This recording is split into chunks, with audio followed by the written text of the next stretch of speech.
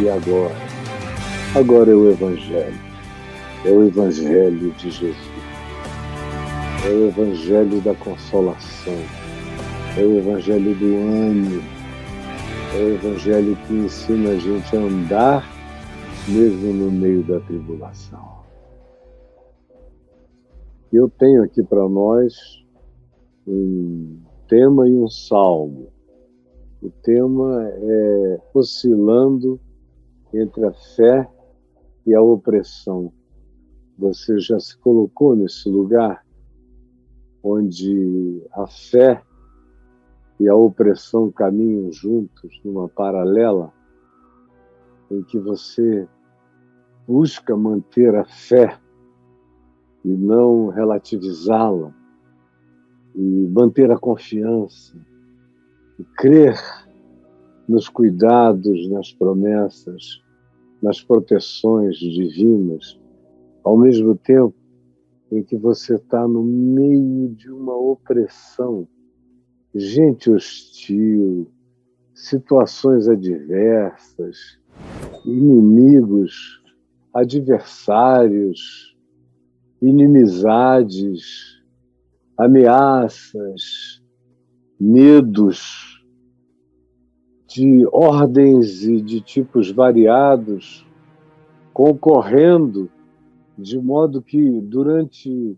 momentos diferentes do dia você se vê em oscilação e o coração às vezes é tomado por subtezas. Eu tenho estado assim nos últimos dias, não tanto por causa de opressão ou inimigos ou nada disso.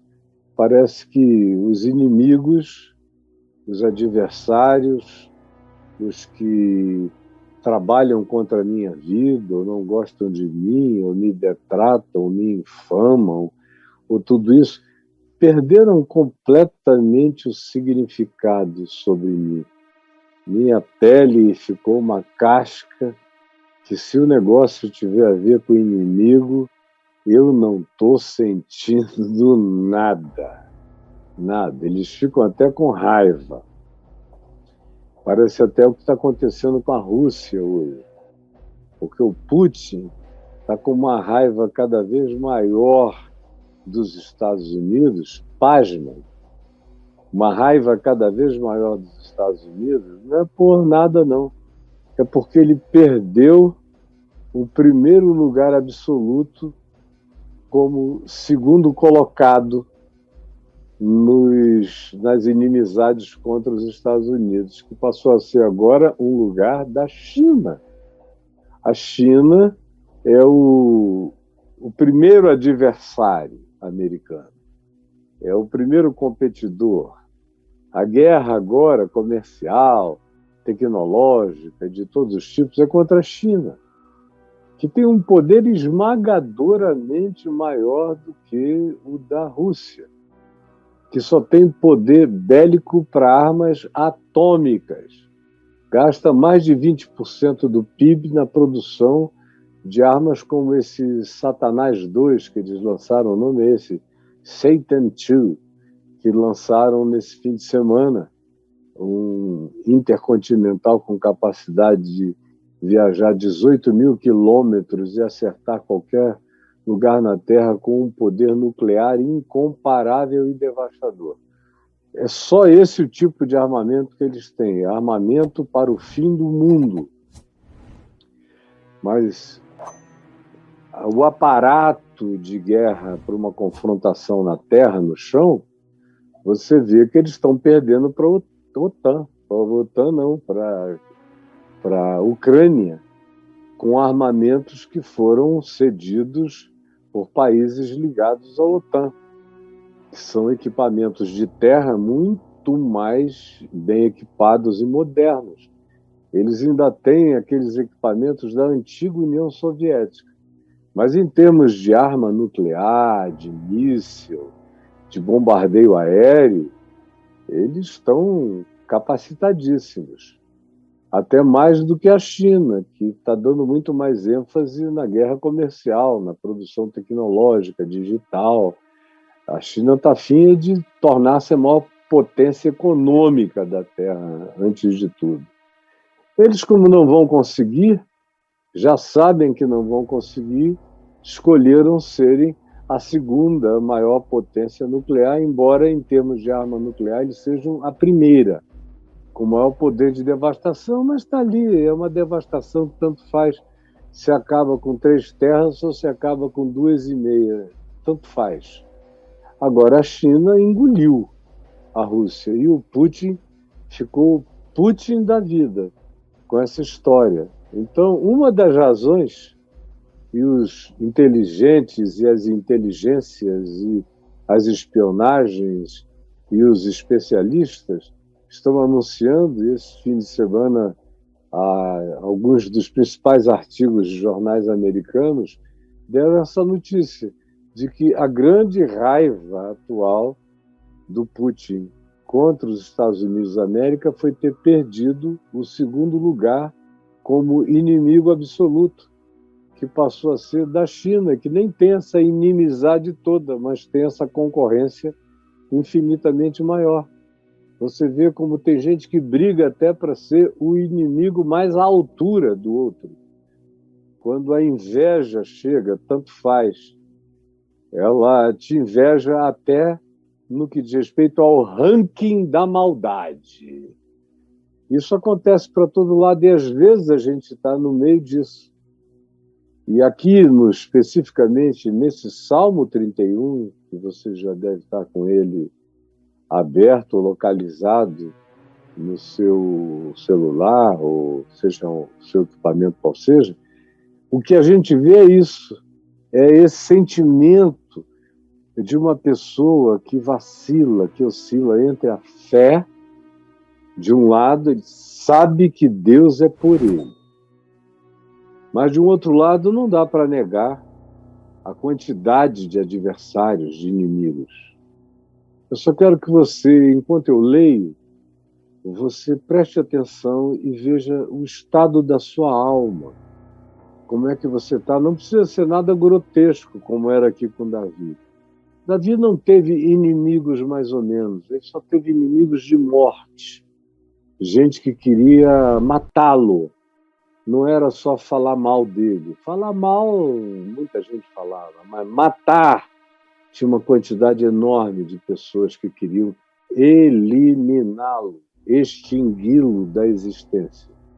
E ele diz o seguinte, nesse salmo, que eu tentarei ler da maneira mais escorreita possível, ao final farei alguns poucos comentários. Em ti, Senhor, eu me refugio, não seja eu jamais envergonhado. Livra-me por tua justiça. Inclina-me os teus ouvidos, livra-me depressa. Se ser o meu castelo forte, ser a minha torre no meio das águas turbulentas, ser a minha cidadela fortíssima, que me salve, que me proteja. Só tu podes me salvar, porque tu és a minha rocha. Sobre ti estão os meus pés. Tu és a minha fortaleza, o meu abrigo, o meu castelo forte. Por causa do teu nome, tu me conduzirás e me guiarás, porque tu és fiel a ti mesmo e ao teu próprio nome, que eu carrego sobre a minha vida. Tirar-me-ás, portanto, do laço que as ocultas me armaram. Quando eu vi, eu tinha posto o pé num laço que eu nem tinha percebido, de tão sutil, pois tu és a minha fortaleza. Esse laço não me prenderá. Nas tuas mãos eu entrego o meu espírito, Senhor, eu sou teu. Repita comigo, Senhor, eu sou teu. Nas tuas mãos eu entrego o meu espírito. Tu me remiste, tu me redimiste, Tu me resgataste, tu compraste a minha alforria. Senhor, tu és o Deus da verdade da minha vida. Aborreces os que adoram deuses falsos. Eu, porém, confio em ti, único Deus criador de todas as coisas. Eu me alegrarei e me regozijarei na tua longanimidade. Me alegrarei e me regozijarei na certeza da tua bondade contínua, da tua longanimidade, pois tens visto a minha aflição, conquanto eu não esteja vendo a tua imediata salvação, eu confio na tua longanimidade, que tu não esqueces que o tempo não apaga dor nenhuma de diante de ti. Conheceste as angústias da minha alma. Como eu ia dizendo no início dessa semana, eu tive impactos não por causa de amigos ou inimigos, não sei o quê, mas de angústias na minha alma, de algumas tristezas que eu tive que já estão vencidas. Mas eu sei como isso vem e como pega a tua alma e te dá aquela tristeza angustiada. Tu conheces as angústias da minha alma. Tu as conheces melhor do que eu mesmo as conheço. E não me entregaste nas mãos de ninguém. Firmaste os meus pés em lugar espaçoso. Quando eu pensei que os meus pés estavam sendo estreitados nos seus ambientes de conforto, eu abri os olhos e vi que tu alargaste o lugar do espaço dos meus pés. Compadece-te de mim, Senhor, porque me sinto atribulado. Isso tem a ver com sentimentos.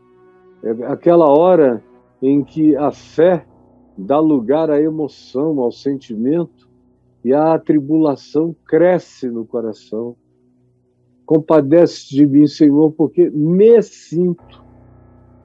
E enquanto a gente se entrega aos sentimentos, a tribulação cresce.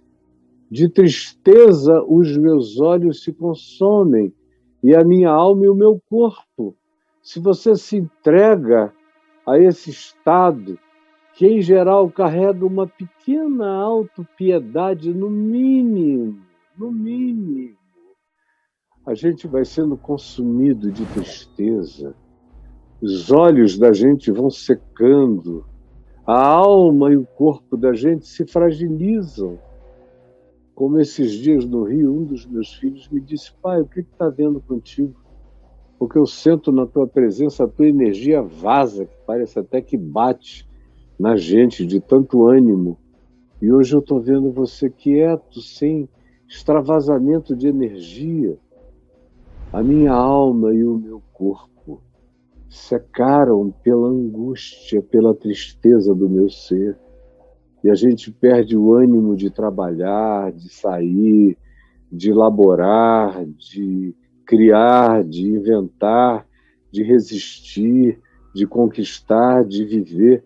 Você sabe exatamente o que eu estou falando.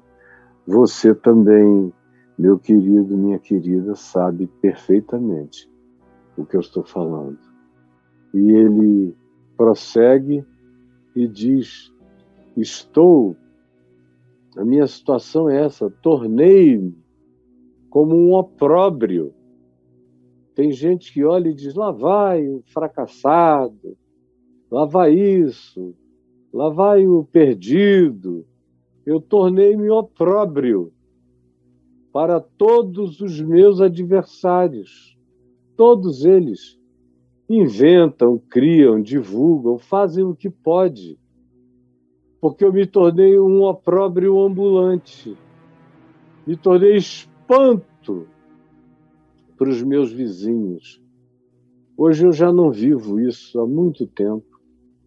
Mas de 98 até 2004, 2005, eu me tornei espanto para os meus vizinhos, para os meus conhecidos, e horror para os meus conhecidos mais próximos. Os que me veem na rua, atravessam a rua. Eu já experimentei isso muito entre 98 e 2005. Gente que corria atrás de mim, aí de repente via de longe, atravessava a rua de cabeça baixa. Estou esquecido no coração deles, como um morto. Eu digo muitas vezes que eu tive o privilégio de assistir meu funeral e ver quem compareceu e quem não compareceu e como foi a atitude de cada um. Eu perdoei a todos, mas eu vi como é que foi. Estou esquecido no coração deles como morto. Sou como um vaso quebrado que não presta para mais nada, sabe? Aquele vaso que caiu, estilhaçou. Você junta os cacos e joga no lixo. Você já se sentiu assim? Eu já me senti assim. Eu sei como é você ser um vaso de honra, glorificado por todos, e do dia para a noite o vaso quebrar, e aí já não servir para mais nada. Todo mundo quer te varrer e te jogar em algum lixo e te esquecer. No meu caso, foram milhares e milhares que fizeram assim e não se esconderam. Fizeram bem na minha cara. E eu me vi como um vaso completamente quebrado, pois tenho ouvido a murmuração de muitos contra mim. Muitos. E você também. Tem gente que nem consegue entrar nos comentários de alguns posts que eu faço porque não aguentam a murmuração de muitos. Eu mesmo, ou quase nunca vou lá, ou quando vou não dou a mínima. Estou acostumado, mas Davi aqui, como eu disse, não tinha pequenos terrores. Ele tinha terrores de gente que queria matá-lo. Terrores por todos os lados. Para onde eu me viro, eu não encontro abrigo. Conspiram contra mim. Quando eles conversam a meu respeito, é torcendo para que alguma coisa aconteça de ruim contra a minha vida. Eles tramam tirar a vida, tramam botar laços, tramam calar você para sempre. Aí ele diz, quanto a mim, apesar de ver isso tudo, de reconhecer isso tudo, de me angustiar tantas vezes com algumas dessas coisas, que eu disse que já não é mais o meu caso, eu também não ando sendo vigiado com fuzis na mão para ser eliminado quando eu saí de casa. Era o caso de Davi, sem fazermos nenhuma forma de anacronismo. Nos dias dele era a espada, era o arco, era a flecha, era tudo isso, mas eram capacitações e competências para matarem à distância, se fosse o caso. E as conspirações não cessavam. Quanto a mim, no meu caso, no âmbito das minhas experiências, eu confio em ti. Eu confio em ti. Eu confio em ti, Senhor. Eu disse, tu és o meu Deus. Nas tuas mãos estão os meus dias, todos eles. Ninguém vai me levar antes da hora e eu não partirei antes do meu dia aprazado. Está tudo nas tuas mãos, cada um deles contado e determinado, mesmo antes de que qualquer um deles houvesse ainda. Portanto, livra-me das mãos dos meus adversários e salva-me, Senhor, da mão desses que são os inimigos e que se tornam meus antagonistas gratuitos ou diários, ou por que razões eles queiram inventar. Faze resplandecer o teu rosto sobre mim. No meio disso tudo, que a tua glória Que a luz da tua Shekinah resplandeça na minha face, que eu carregue o esplendor da beleza de Cristo Jesus no meu rosto, na presença deles. Na presença deles, unges minha cabeça com óleo e que o meu cálice transborda e transborde. Faze isso por tua misericórdia na minha vida. Não seja eu envergonhado, pois eu te invoco e te invoquei na presença deles. Envergonhados sejam os que vivem da perversidade, emudecidos sejam eles na morte. Parem de fazer mal aos homens para sempre, emudeçam os lábios da mentira, das fake news, que falam insolentemente contra os que tentam viver uma vida limpa e justa. Senhor, esses que falam com arrogância, esses que tratam com desdém a nossa vida, tem misericórdia de nós. Como é grande a tua bondade. A maldade deles é enorme, mas a tua bondade é maior. Que reservaste aos que te temem, da qual usas perante os filhos dos homens, para com os que em ti se refugiam, tu derramas a tua bondade. No recôndito da tua intimidade, da tua presença, tu me escondes, tu me guardas, eles me procuram e nem sabem como me atingir, porque eu estou guardado no ventrículo superior esquerdo do teu coração, oxigenado pelo melhor oxigênio do teu amor. Tu me livras das tramas, das maldades dos homens. Num esconderijo tu me ocultarás da contenda das línguas, dos falatórios, das maldades dioturnas conversadas contra mim. Por isso eu digo, Senhor, bendito sejas tu, tu que engrandecestes a tua misericórdia para comigo. Tu tens sido o Deus da misericórdia da minha vida desde sempre. E mesmo no hiato das minhas angústias, a tua misericórdia nunca me abandonou, e no meio da minha angústia de iniquidade, tu nunca me deixaste. Sempre estivestes comigo.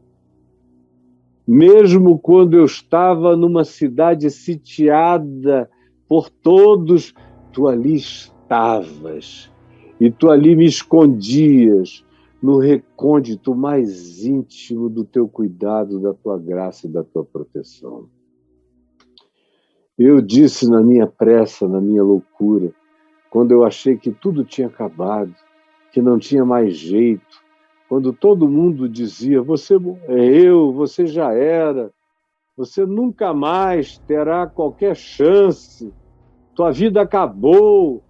Quando se reuniram para dividir o despojo da minha vida, do meu ministério, mais de 300 querendo saber com que parte de mim ficariam.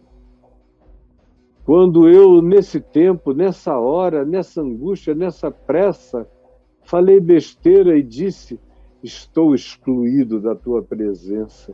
Que bobagem era minha. Porque, não obstante, enquanto isso tudo acontecia, tu ouviste a minha súplica, a minha voz de angústia, quando eu clamei por teu socorro, sem saber nem o que eu deveria pedir, eu só dizia, socorro, Senhor, tu me ouvias. Portanto, meus amigos, minhas amigas, meus queridos, amai o Senhor, vós todos os seus filhos. O Senhor preserva aqueles que buscam viver em fidelidade para com o amor, a verdade, a justiça e a verdade. Ele preserva, ele tem prazer nesses.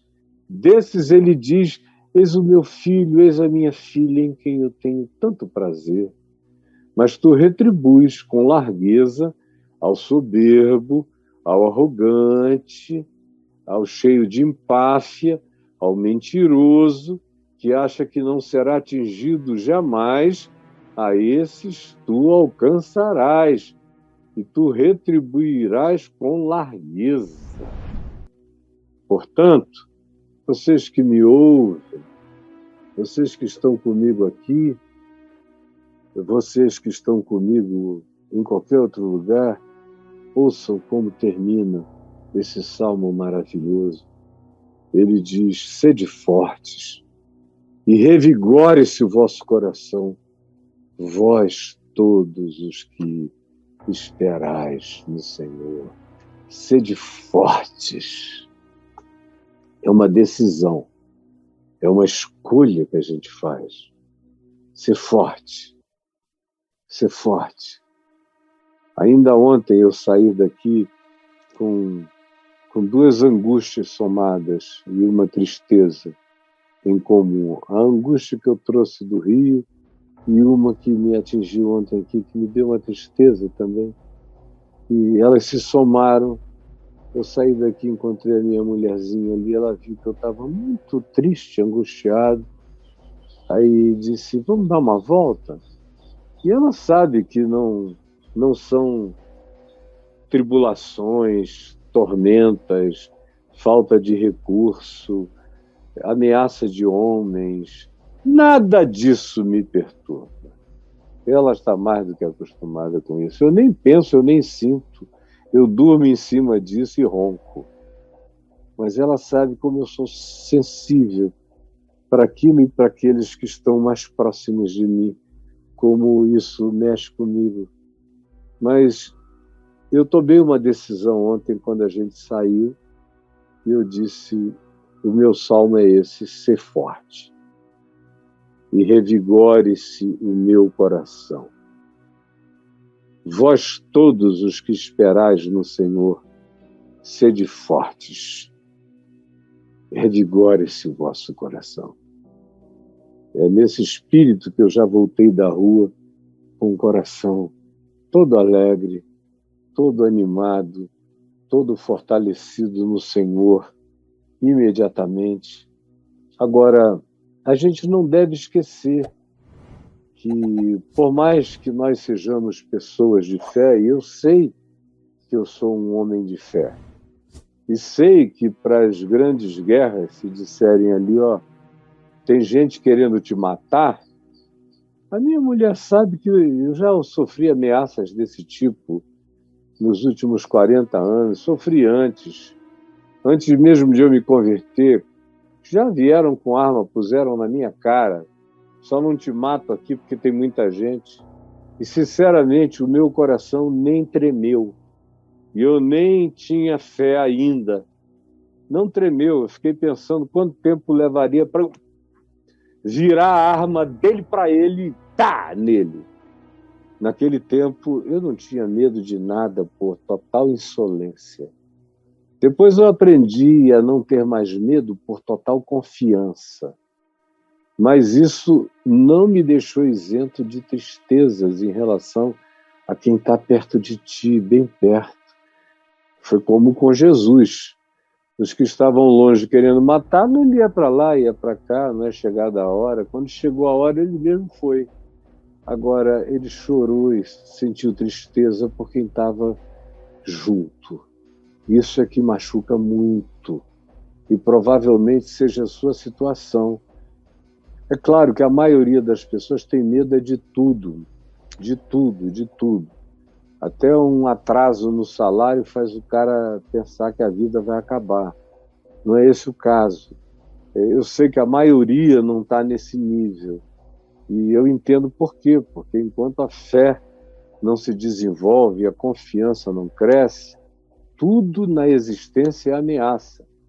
Mas quando isso tudo se desenvolve e fica forte e a tua casca fica grossa, e a tua veemência de fé aumenta enormemente, quase que imbativelmente. No entanto, você não está livre daquelas angústias que vêm das pequenas dores, das coisas menores. Ninguém te traiu, ninguém adulterou contra a tua vida, ninguém te roubou, ninguém, nada disso. Às vezes são tristezas, são sutis, de coisas que você nunca pensou, nunca esperou, nunca aguardou, nunca imaginou, em relação a pessoas que você disse, não, aqui jamais. E aí, quando acontece alguma coisa, o teu coração se estremece de aflição. Está acontecendo, porventura, isso com você aqui? Está acontecendo? Leia esse salmo de novo e não fique apavorado com a angústia. Angústia, preste atenção, só não dá em poste de ferro. E quanto mais íntima for a situação, mais propenso é o coração para a angústia. Jesus teve essas angústias e ela cresceu à medida em que ele viu que ele iria ser abandonado por amigos e traídos. Foi aí que ela aumentou. Tomou os seus limites mais épicos de dor. Você vê em Paulo apanha para cá, apanha para lá, naufraga no mínimo 4 vezes, e isso e aquilo, para um lado e para o outro, e sofre, e é preso, e é jogado em cárceres, e diz alegrai-vos, alegrai-vos, alegrai-vos do Senhor. Mas ele entra em profunda depressão quando ele diz Alexandre, que eu contava com ele, o Alexandre, o artífice de latões, de bronze e tudo mais, me causou males porque ele não me reconheceu em público e fugiu de mim. Ele ficou numa tristeza enorme, como quando Demas, que ele diz, tendo amado o presente século, me abandonou. Ele fica em tristeza quando ele vê Epafrodito quase morrendo. E ele disse, para que eu não tivesse tristeza sobre tristeza, o Senhor o poupou. Aí ele fala de pessoas que ele tinha discipulado e que agora já não o reconheciam, que davam as costas a ele ou ensinavam outra coisa. E o coração dele sofre, não por essas grandes situações, mas pelas menores.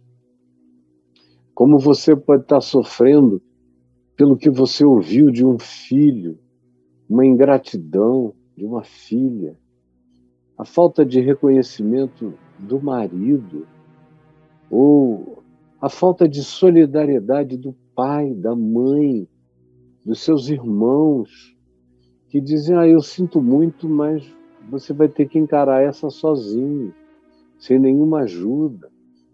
Ou como uma vez a minha mulher, numa angústia enorme, de coisas assim que estavam machucando a alma, ligou para a pessoa que ela julgava ser a mais próxima, confiável da vida dela, e ouviu aquela pessoa dizer, minha filha, vai para a cruz e fica lá.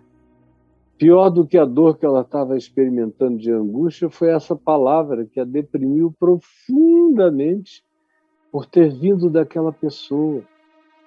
Então, eu estou falando de little things, de pequeninas coisas, de choques sutis, que às vezes nos deixam nesse estado de angústia. Tem coisas grandes que fazem isso, mas quando você já está muito calejado para as grandes, ela já não tem esse poder, você já espera isso.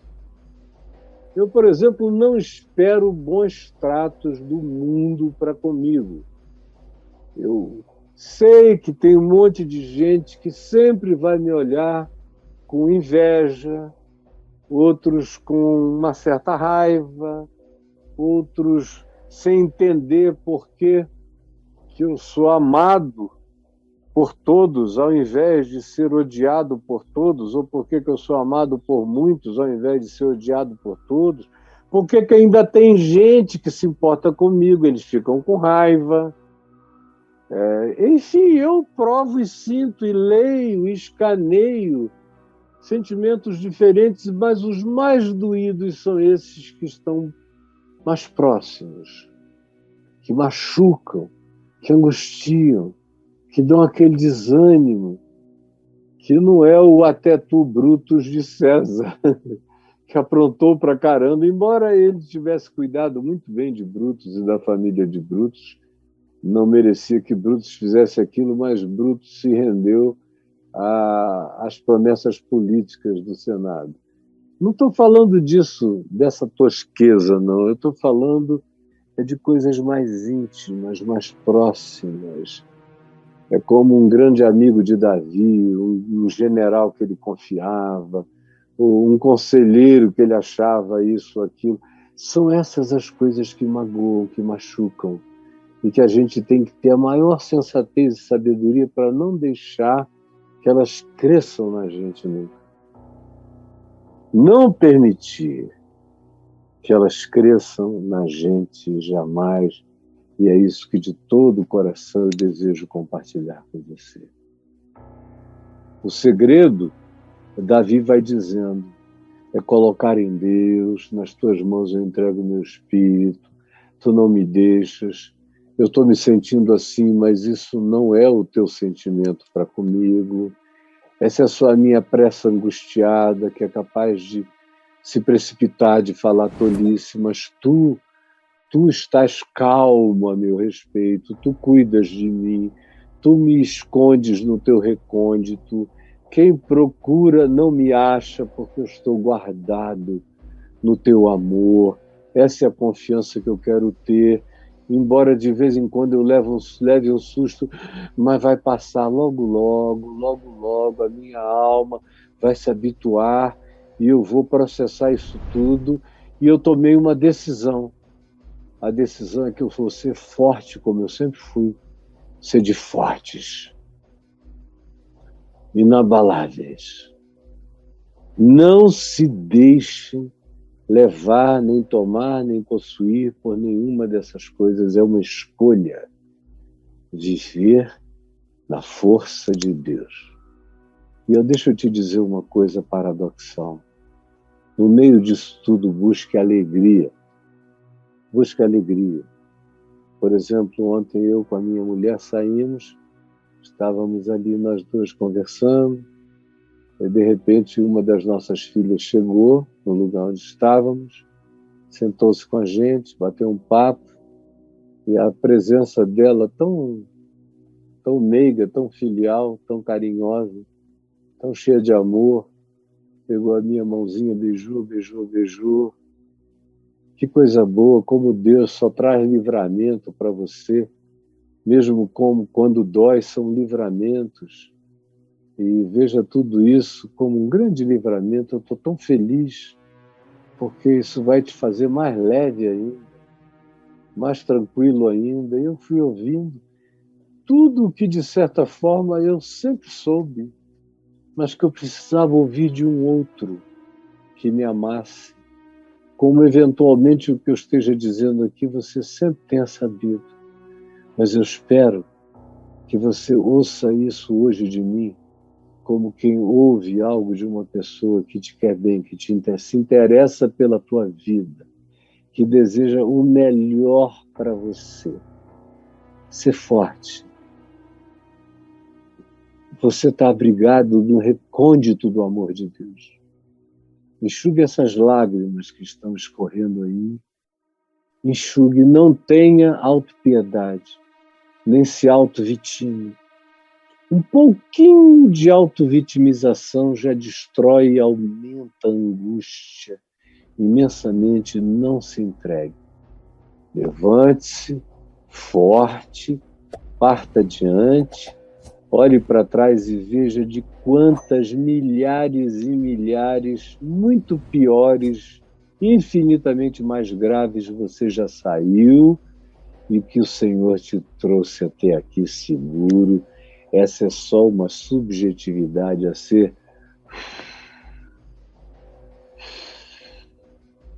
soprada para longe. Sopre comigo a sua aflição. Sopre. Inspire.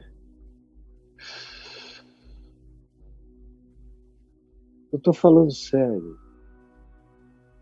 Você que está com essa agonia de tristeza, inspire. Sopre. Inspire. Sopre. Faça isso algumas vezes.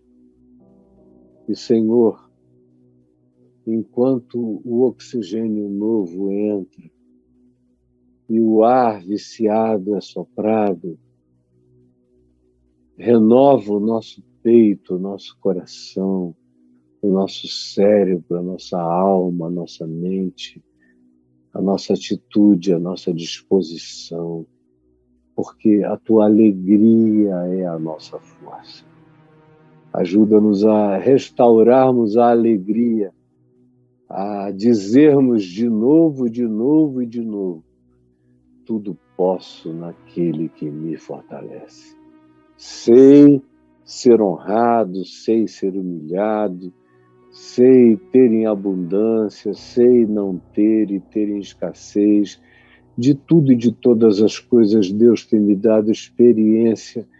Eu posso tudo nele, e enquanto nele eu confiar, nele eu estiver, nele eu permanecer, eu posso tudo, porque ele é aquele que me fortalece. Ele é aquele que me fortalece, repita comigo, ele é aquele que me fortalece. Ele é aquele que me fortalece. Em nome de Jesus. Amém, amém e amém. Aleluia.